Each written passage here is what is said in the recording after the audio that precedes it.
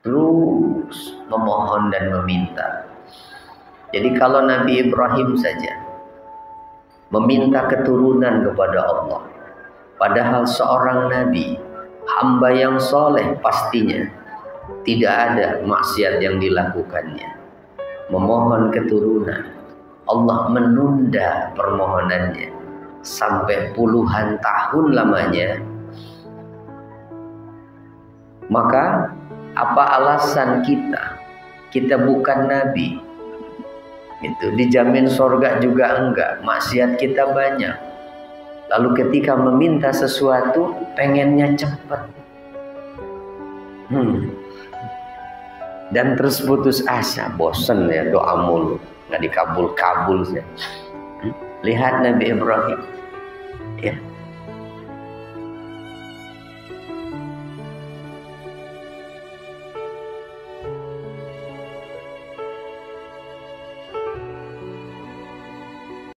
Assalamualaikum warahmatullahi wabarakatuh. Kita kembali ke 45. Innal muttaqina fi jannati wa uyun. Sesungguhnya orang-orang yang bertakwa itu berada dalam surga yang penuh taman-taman dan mata air. Jannat diartikan taman-taman di sini, wa uyun serta mata air, mata air.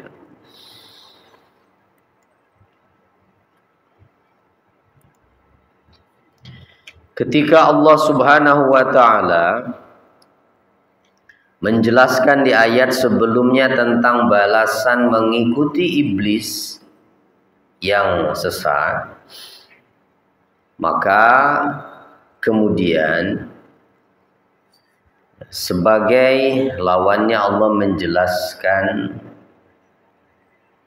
tentang balasan ibadur rahman, yaitu ahlut taqwa, hamba-hamba Allah ar-Rahman, yakni orang-orang yang bertakwa dan yang beriman. Maka Allah Ta'ala pun berfirman menjelaskan atau memberitahukan tentang apa yang Allah sediakan untuk mereka berupa nikmat yang kekal, bahwa innal muttaqin, sesungguhnya orang-orang yang bertakwa, yakni bertakwa kepada Allah dengan meninggalkan syirik dan perbuatan maksiat lainnya. Jadi orang bertakwa itu secara singkatnya itu, orang yang bertakwa kepada Allah itu adalah yang meninggalkan syirik dan maksiat lainnya. Di mana adanya mereka orang-orang bertakwa itu? Fi jannatin wa uyunin. Mereka berada dalam surga yang digambarkan sebagai taman-taman atau kebun-kebun yang indah serta mata air. Mata air berarti bukan tempat yang gersang surga itu ya. Nah, jadi bukan seperti yang kita lihat di padang pasir Arab itu ya. Tapi wallahu alam, seperti apa gambaran tentang surga kalau kita melihat kondisi dunia sekarang? Karena ya nggak ada bandingannya, ya tidak ada bandingannya. Lalu dikatakan kepada mereka, udkhuluha bisalamin aminin. Udkhuluha bisalamin aminin. Allah berfirman kepada mereka, menyambut orang-orang bertakwa yang masuk atau dimasukkan ke dalam surga. Udkhuluha, masuklah kalian semua ke dalamnya, bisalamin aminin, dengan sejahtera dan aman. Ya, dengan sejahtera dan aman, ya, dengan penuh keselamatan dan keamanan. Bisalamin aminin ay hala kaunihim mashubina bisalam aminina minal khaufi wal faza'. Dalam keadaan mereka memasuki surga dalam keadaan penuh kesejahteraan, juga dalam keadaan aman dari rasa takut, ya, aman dari rasa takut, nggak ada ketakutan lagi. Jadi kenikmatan yang tidak diiringi atau tidak disertai rasa takut, gitu ya, itulah kenikmatan surga. Kalau di dunia kadang kita merasakan nikmat, tetapi di sisi lain juga merasa takut. Bapak punya duit tiba-tiba 1 miliar taruh di rumah, seneng nggak? Ada takutnya nggak?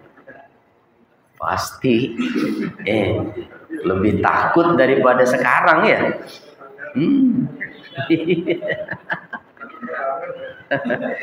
Pertama takut diminta sumbangan.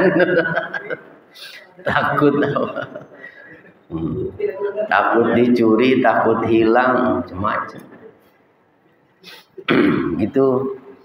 Jadi kenikmatan dunia itu justru dihantui dengan ketakutan. Bahkan walaupun merasa aman, ketakutannya adalah takut kehilangan nikmat itu. Itu dunia maya. Gitu. Mencalonkan diri jadi pemimpin terpilih, loh, menjabat, kita jadi pemimpin di negeri ini, senang, tapi juga berat tanggung jawabnya, dan bahkan takut ketika sudah merasa enak jadi pemimpin. Takut apa? Takut turun. Iya, takut. Aduh, itu dunia, ya. Nah, kalau di surga nggak ada. Udkhuluha bisalamin aminin. Ya, silakan masuk kalian dengan damai, sejahtera dan aman. Nggak ada lagi ketakutan. Tidak akan takut hilang, tidak akan takut habis. Tidak akan takut ada yang merebut, karena semuanya merasa puas dan tidak ada yang iri. Nah, jadi salah satunya faktor dari keamanan itu adalah Allah mencabut rasa dengki dari hati orang-orang yang berada di surga itu. Tuh. Jadi ya nyaman aja semuanya, gitu. Nggak ada yang dengki. Nah, salah satu faktor yang bikin kita takut ini, dunia kan banyak orang dengki, kan? Iya, banyak orang dengki. Kita maju di antara sekian banyak tetangga pun ada khawatir kita, jangan-jangan ada yang iri. Gitu. Jangan-jangan ada yang iri. Dan udah mulai itu ada ngomong-ngomongnya seliburan gak enak, kan? Aduh, nah itu dunia, Makanya nggak nikmat dunia, ya. Kenikmatannya semu, ya, palsu. Yang nikmat adalah di surga nanti. Ya. Apa lanjutan ayatnya? Nah, ini dia nih. Baru diomongin, ya. Nih, lihat lanjutan ayatnya. وَنَزَعْنَا مَا فِي صُدُورِهِم مِّنْ غِلٍّ إِخْوَانًا عَلَى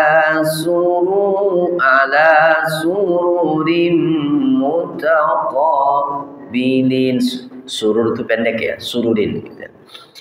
Kami cabut apa yang ada di dalam hati mereka, min gilin, berupa gil, rasa dendam, rasa benci, rasa dengki, itu gil. Ya. Jadi yang membuat kita merasa tidak nyaman melihat orang lain karena kesuksesannya, nah itu adalah namanya gil, ya, gil, dengki, dendam, benci.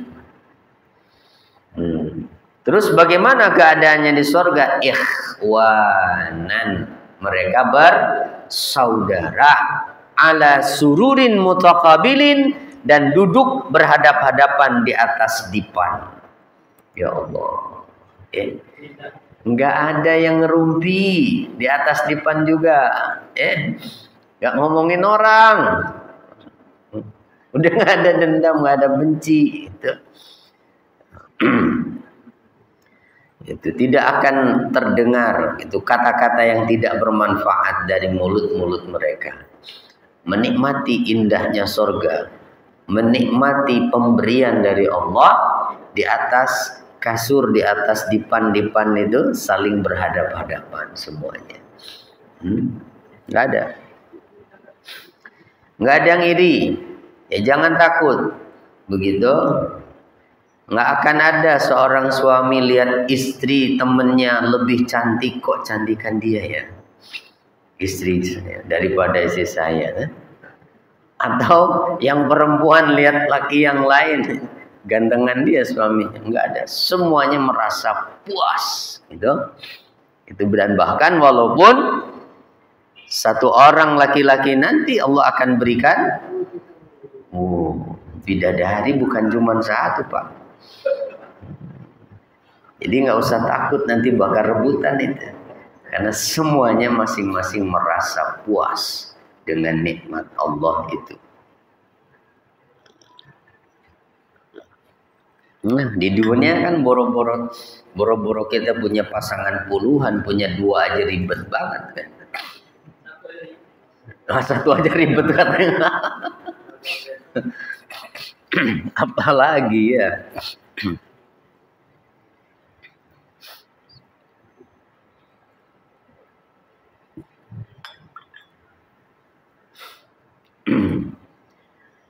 Nah, jadi fi sudurihim wa naza'na ma fi sudurihim min gillin ay lam yubqillahu ta'ala fi suduri ahlil jannati ma yangusu na'imaha law yaqduru sufuwaha. Allah tidak menyisakan di dalam hati ahli-ahli surga itu sesuatu yang akan mengurangi kenikmatan surga. Nah, kalau kita berada di rumah mewah, tinggal serumah sama orang yang kita benci, rumahnya enak, mewah, tapi di situ tinggal sama orang yang kita benci, enak nggak? Ya nggak usah serumah lah, CRT aja kan, beda rumah, gitu. Deketan sama orang yang kita benci itu, nyaman nggak? Kagak nih. Malas ya, nggak mau keluar, malas ketemu orang itu, anak lihat mukanya begitu ya, itu dunia itu. Jadi kebencian itu justru menyebabkan kita tidak bisa menikmati kehidupan ini. Repot ya, kayaknya orang yang menyimpan kebencian ya, repot Pak. Atau akan mengotori kesucian surga, kahikdin au hasadin au adawatin au syahna, seperti kedengkian, hasad, permusuhan, kebencian, nggak ada nanti.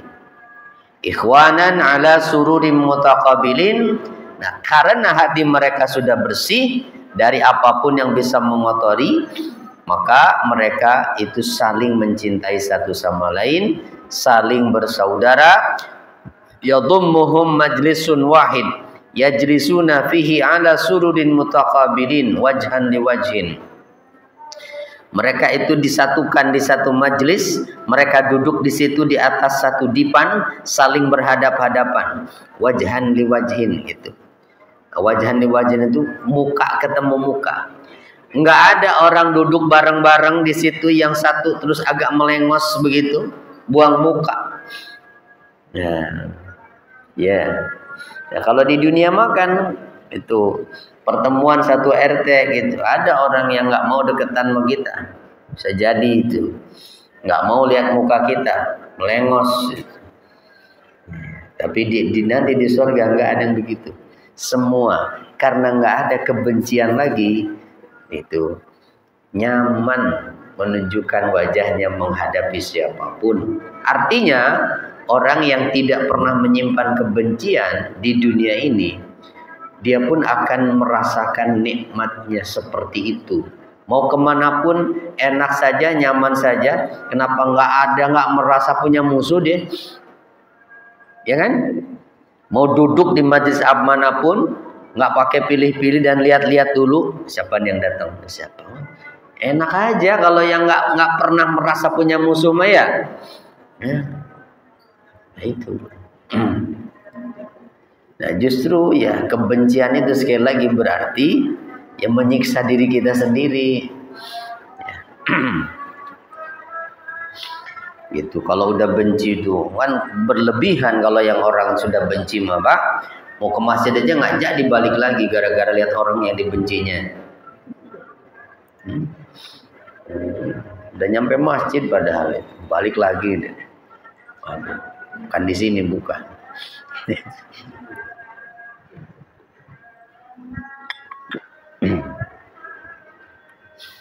Terus lanjutannya, la yamassuhum fiha nasabu wa ma hum minha bimukhrajin. Mereka tidak merasa lelah di dalamnya dan juga tidak akan dikeluarkan darinya. Masya Allah, ya, nggak ada cerita lelah buat di surga mah. Waduh, dunia mah biar tempat enak juga kan ada lelahnya, ya. Hah? Bapak tinggal di istana atau di rumah yang kayak istana, rumahnya gede, mewah begitu. Itu apa nggak ada lelahnya? Ya capek lah, tetap lelah. Apalagi kegedean rumahnya mah kan. Itu udah nyapunya juga capek itu. Lelah dunia mah. La yamassuhum fiha nasab ay fihi al-ikhbar binaimain, bahwa di dalam ayat ini, dalam firman-Nya Allah yang ini ada memberitahukan tentang dua nikmat, yaitu naimur rahah al-abadiyah idla nasaba wa la ta'aba fil jannah, wa naimul baqa wal khuld fiha idla yakhrujuna minha abada. Di dalam pernyataan Allah tadi itu, Allah menjelaskan tentang dua kenikmatan yang dirasakan penghuni surga. Yang pertama, naimur roha al-abadiyah, kenikmatan rasa senang, rasa roha, ya, senang, istirahat, itu yang abadi sifatnya, tidak pernah lelah, tidak ada rasa capek di surga itu. Nggak ada capek dan nggak ada jenuh, nggak ada bosan. Nggak ada bosan menikmati buah-buahan sorga dan terus tumbuh, nggak pernah habis, juga tidak pernah merasa bosan. Ya. Kalau di dunia mah walaupun enak-enak terus gitu, lama-lama bosan. Itu daging tiap minggu terus makan daging, bosan, jenuh. Ya makanya banyak orang kalau yang sudah terlalu kaya Pak, akhirnya ya cari apa? Ya cari keheningan. Udah bosan dengan hiruk pikuk dunia ini kan? Banyak yang begitu. Udah bosan. Itu bahkan kalau perlu mah mereka beli pulau tuh, hidup sendirian di situ dah. Dan nikmat kedua apa? Naimul baqa, nikmat keabadian. Nah, nikmat kenikmatan kesenangan yang abadi, dan yang kedua adalah kenikmatan berupa kekekalan di dalamnya, karena Allah menyatakan wa ma hum minha bimukhrajin, bahwa mereka tidak akan dikeluarkan dari surga. Ya, tidak akan dikeluarkan. Berarti yang sudah masuk surga tidak akan keluar lagi. Kalau yang masuk neraka, nah, mungkin nggak keluar lagi? Tergantung. Ya kalau orang kafir mah ya enggak. Ya, khalidina fiha. Tapi kalau orang mukmin yang berdosa, nah yang dimasukkan ke dalam neraka, masih ada harapan setelah dosanya habis dikeluarkan dari neraka. Dan pada ayat ini juga sekaligus ada takrir, ya, mengakui, menetapkan akan adanya hari kebangkitan dan pembalasan. Lalu Allah Subhanahu wa taala melanjutkan firman-Nya, "Nabbi ibadi anni anal ghafurur rahim." Kabarkanlah kepada hamba-hambaku bahwa sesungguhnya akulah yang maha pengampun lagi maha penyayang. Nabbi ibadi, kata Allah. Ya, ini menyampaikan mungkin kepada para malaikat, ya. Nabbi ibadi anni anal ghafurur rahim, ay khabbir ya rasulana, atau perintah ini dalam tafsirnya adalah ditujukan kepada Rasul. Khabbir ya rasulana ibadana al-mu'minina al-muwahhidin. Beritahukan wahai Rasul kami pada hamba-hambaku, pada hamba-hamba kami yang beriman, yang bertauhid, anna rabbahum ghafurun lahum, bahwa Rabb mereka, Tuhan yang telah menciptakan mereka, yang telah mematur hidup mereka, memberi mereka rizki dari sejak lahir, bahkan sejak dalam kandungan sampai saat ini, in asawhu wa tabu min maksiyatihim, Allah itu maha mengampuni mereka jika mereka berbuat dosa kepadanya dan kemudian bertobat dari dosa tersebut. Rahimun, dia itu maha penyayang, fala yu'adzibuhum, maka Allah tidak akan mengazab mereka asal tobat, ya, asal tobat. Nah, ini adalah ayat yang harusnya memberikan kita harapan besar. Ya, karena apa? Karena iman itu. Wa anna azabi, akan tetapi selain itu Allah juga menyatakan wa anna azabi huwal azabul alim. Dan ketahuilah pula, sampaikan, beritahukan pada hamba-hambaku bahwa azabku, siksaku, dialah azab yang pedih.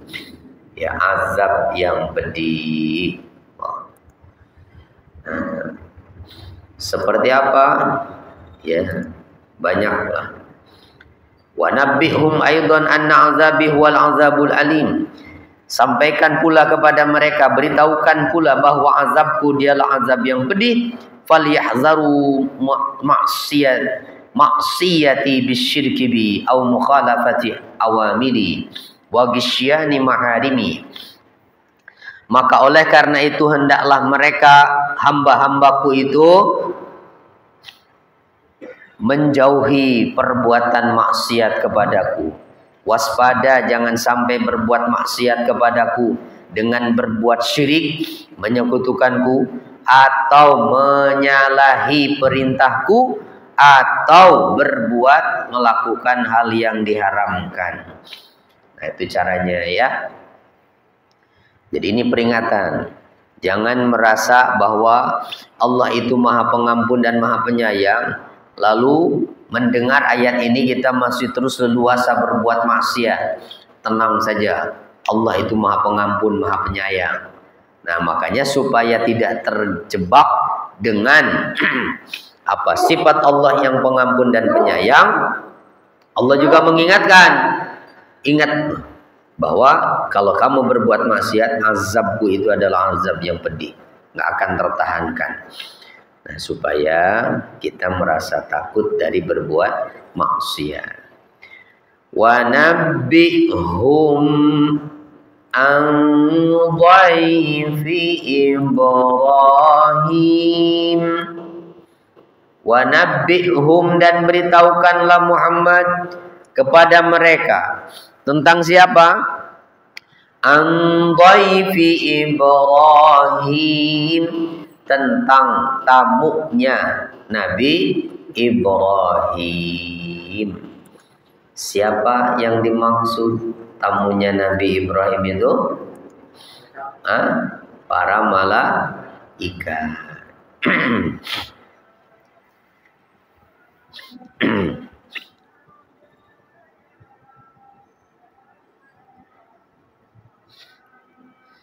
Tiga orang malaikat kan yang menyerupakan diri dalam wujud pemuda yang sangat tampan. Sudah kita lewati di surat Hud itu kisahnya. Ya, di surat Hud sudah lewat. Tiga orang pemuda, malaikat Jibril, Mikail, dan Israfil. Menyerupakan menjadi sosok pemuda yang sangat tampan. Apa tujuannya malaikat ini datang ke Nabi Ibrahim? Iddakhalu alaihi faqalu salama. Ketika mereka, tamu-tamunya Ibrahim itu datang berkunjung ke rumahnya, lalu mereka mengucapkan salam, dan Ibrahim pun menjawab salam mereka, dan ia mengatakan, inna minkum wajilun, sungguh kami merasa takut kepada kalian. Kapan merasa takutnya Nabi Ibrahim ini? Ketika Nabi Ibrahim menjamu mereka. Apa yang dilakukan Nabi Ibrahim ketika datang tamu tiga orang malaikat ini, Pak? Apa yang disajikan untuk menjamu mereka? Coba, ada yang ingat nggak? Ayo. Menyembelih anak sapi. Ya. Jadi anak sapi panggang. Bukan anak kambing. Cuman bertiga loh. Anak sapi yang dipotong. Ya. Karena Nabi Ibrahim itu senang menjamu tamu. Itu senang memuliakan tamu sifatnya. Nah, cuma begitu disajikan, jadi nggak nanya dulu itu Nabi Ibrahim tuh. Begitu kedatangan tamu, langsung aja tuh, potong aja tuh sapi. Ya nggak tahu tuh akhirnya dikemanakan tuh ya, dibagi-bagi mata tangga kali itu. Nah, kenapa? Ketakutan. Sebab tiga orang itu nggak ada satupun yang menyentuh anak sapi itu yang sudah dipanggang itu. Didiemin aja. Kalian ini siapa? Saya takut nih kalian. Kenapa kalian nggak mau makan? Nah, baru mereka mengatakan bahwa kami bukan manusia. Ya. Kami ini adalah utusan dari Allah untuk menyampaikan kabar gembira untukmu. Ya, qalu la tawjal inna nubashiruka bighulamin alim. Mereka berkata, janganlah engkau merasa takut, karena sesungguhnya kami akan memberi kabar gembira kepadamu dengan kelahiran anak laki-laki yang alim, yaitu yang bernama Ishak. Berarti ini kabar gembira untuk istrinya siapa namanya? Kalau Ishak ini putra Ibrahim dari siapa?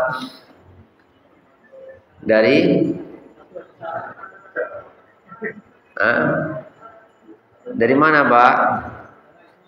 Dari Siti Sarah.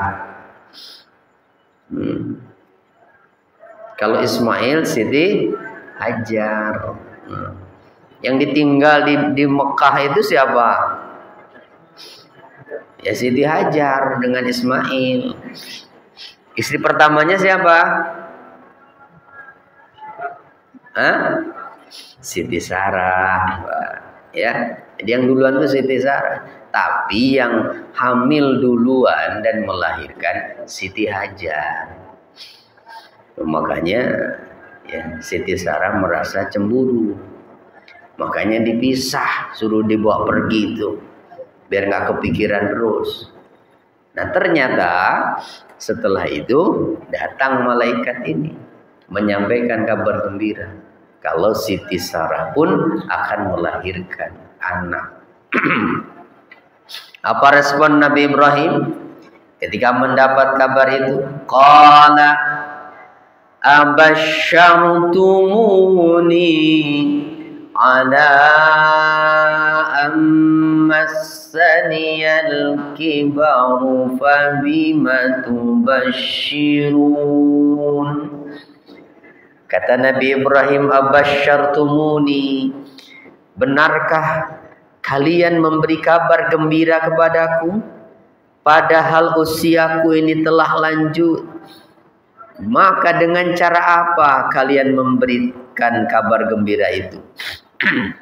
Bagaimana mungkin? Itu artinya ya, saya nggak percaya. Bahkan Siti Sarah pun nggak percaya sampai menepuk pipinya. Itu. Masa iya setua ini saya mau hamil? Ya. Dalam ayat lain dinyatakan bahwa saya sudah tua dan istri saya juga mandul. Gimana? Oh punya anak udah tua pula. Ya usianya ada yang mengatakan saat itu 80 tahun dan mengatakan 90 tahun itu Siti Sarah. Nah, kalau model di kita makan 80 tahun udah kayak apa itu? Ya tapi kalau Allah menghendaki maka ya nggak ada. Nah, maka lihat lanjutannya. Qalu basyarnaka bil haqq fala takum minal qanitin. Para malaikat itu menjawab, kami menyampaikan kabar gembira kepadamu dengan benar, maka janganlah engkau termasuk orang yang berputus asa. Kami menyampaikan berita ini dengan benar, wahai Ibrahim, bukan main-main. Berarti ya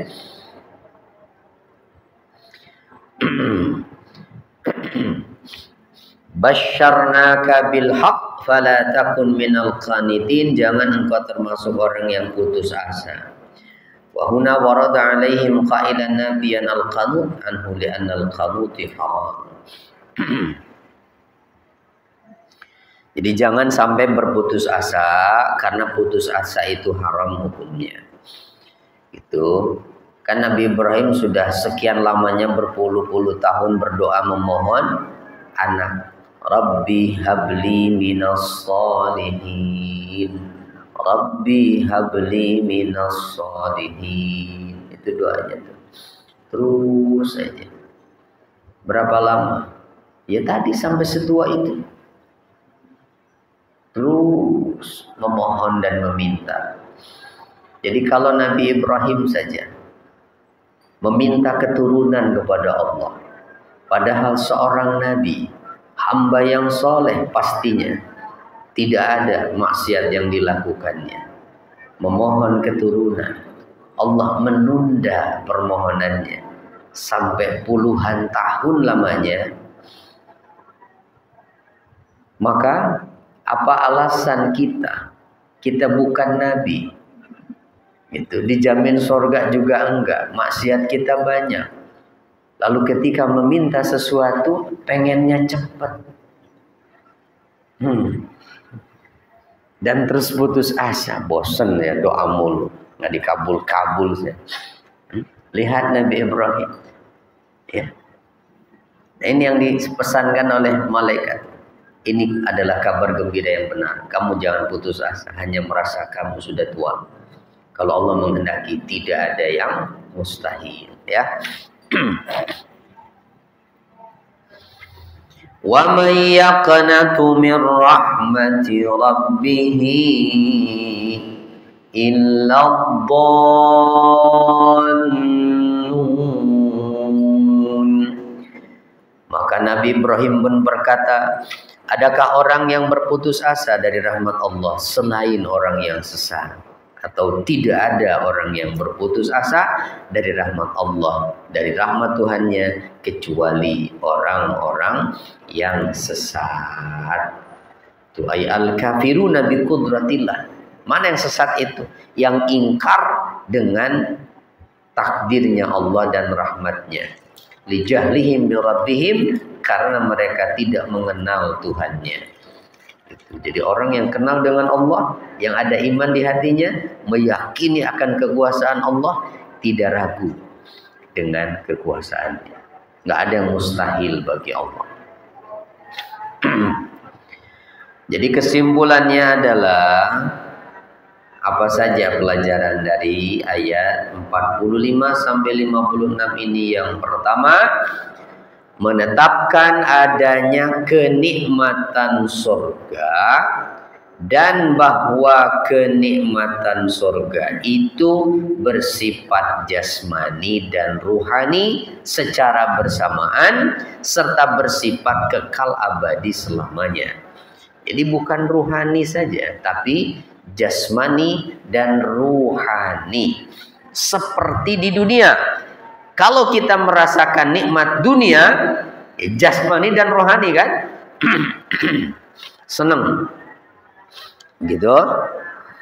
Hanya bedanya kalau dunia tidak abadi. Nah, kalau di sorga abadi selamanya.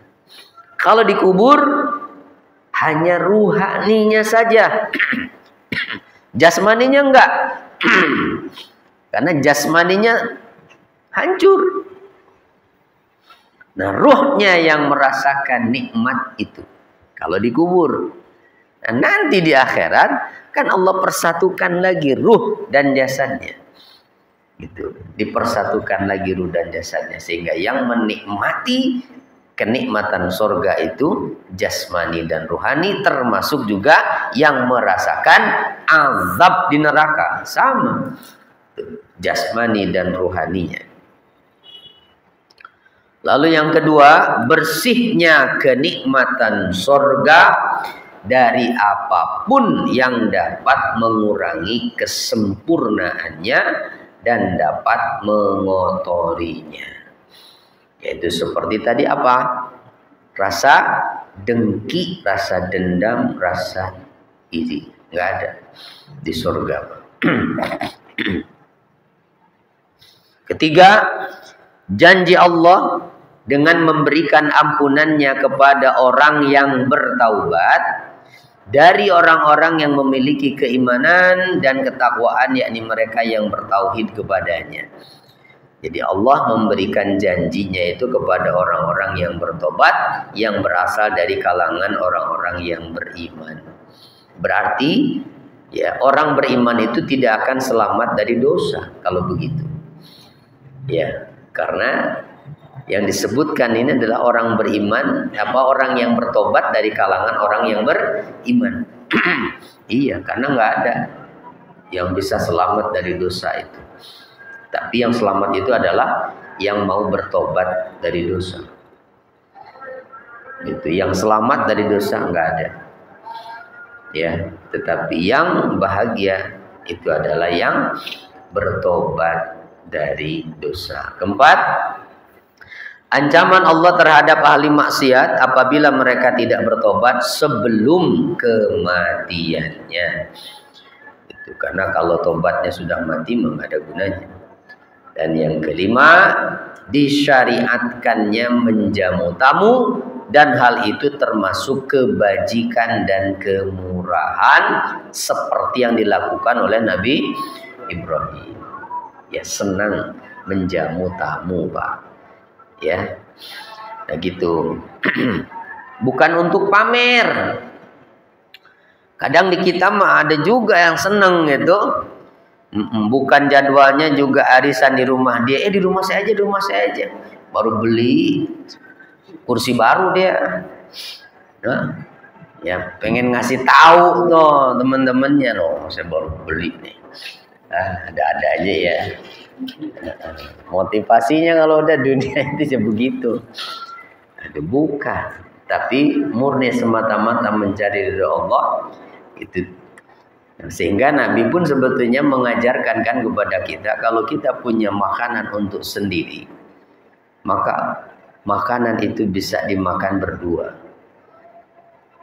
Gitu, artinya hendaklah dimakan berdua paling enggak.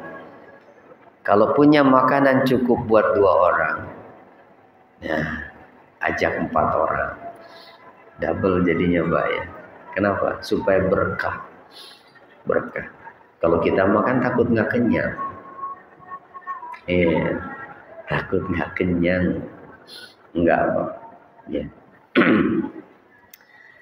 Baik, nah itu baru. Masih ada satu lagi, haramnya berputus asa dari rahmat atau kasih sayang Allah Ta'ala. Ya, jadi baru sampai ayat 50 berapa tadi? 6 ya. 56. Alhamdulillah Rabbil Alamin. Baik, itu saja. Kita tutup dengan kafaratul majlis. Subhanakallahumma wa bihamdika asyhadu an la ilaha illa anta astaghfiruka wa atubu ilaik. Assalamualaikum warahmatullahi wabarakatuh.